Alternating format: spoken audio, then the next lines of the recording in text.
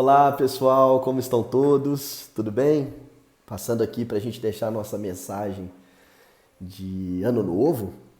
E é engraçado que quando eu estava pensando sobre qual seria esta mensagem, eu falei, poxa, é impossível a gente falar de 2020 sem nos debruçarmos ainda que minimamente sobre a pandemia do Covid-19, né? Que é um flagelo que acomete toda a humanidade, né? A pandemia, ela é um nivelador universal. E aí, quando eu pensei na palavra flagelo, eu imediatamente lembrei da questão 737 do Livro dos Espíritos. Porque Kardec pergunta aos espíritos isso. Ele faz assim a seguinte pergunta: por que Deus se vale, de flagelos destruidores para ferir a humanidade? E aí os espíritos, na primeira resposta, na primeira frase, eles são curtos e grossos, para acelerar o progresso da humanidade, para fazer com que a humanidade progrida mais rápido. E faz todo sentido, porque a pandemia, ela é uma aflição coletiva, proporções mundiais. E ela sendo uma aflição coletiva, e Deus se valendo dela como ferramenta para o avanço moral, né, para acelerar o avanço da humanidade, então essa pandemia só pode ser uma provação. E o que Deus espera em toda a aflição, em toda a prova de nós? Coragem, fé, esperança, paciência, tolerância, sabedoria. Se estamos diante de uma aflição coletiva, a cooperação, principalmente numa aflição coletiva, melhor dizendo. Então a pandemia, ela é uma oportunidade para exercício de todas essas virtudes. E não poderia ser diferente.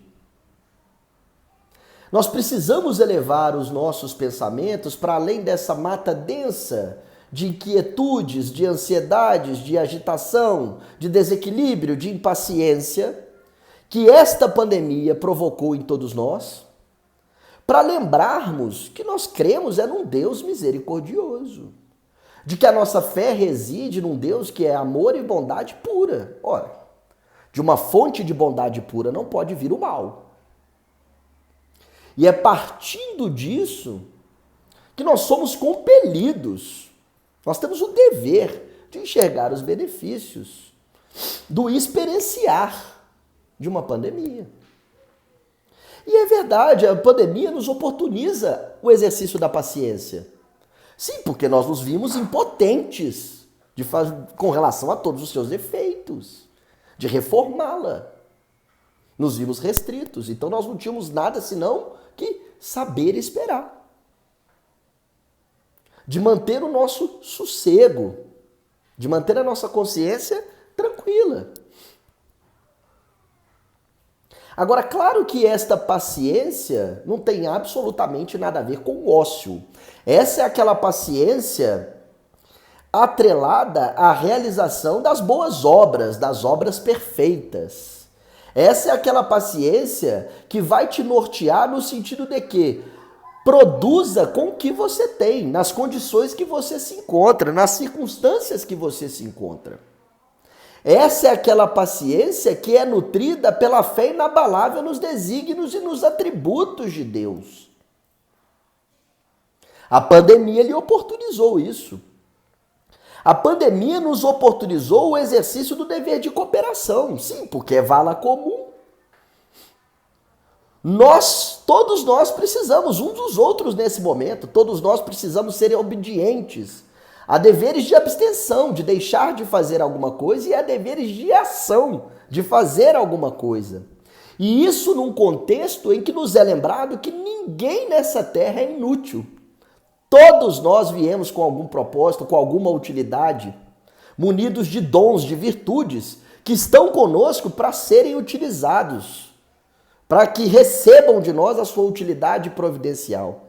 E nenhum momento é melhor para que eles recebam essa utilidade providencial, para que a gente possa compartilhar, administrar da melhor maneira os nossos dons em favor do outro, do que as horas difíceis, as dificuldades. Então nós somos convidados a uma cooperação. E olhe, uma cooperação sem esperar nada em troca. Porque, em verdade, a troca, neste momento de vala comum, nesse contexto de nivelamento universal, ela é natural. É um ser humano ajudando o outro. É o exercício da fraternidade despretensiosa, sem aguardar nenhum tipo de contraprestação. Essa pandemia nos oportuniza um exercício de fé. Agitados, ociosos, indignados, nervosos, ficaram aqueles que a fé é vacilante.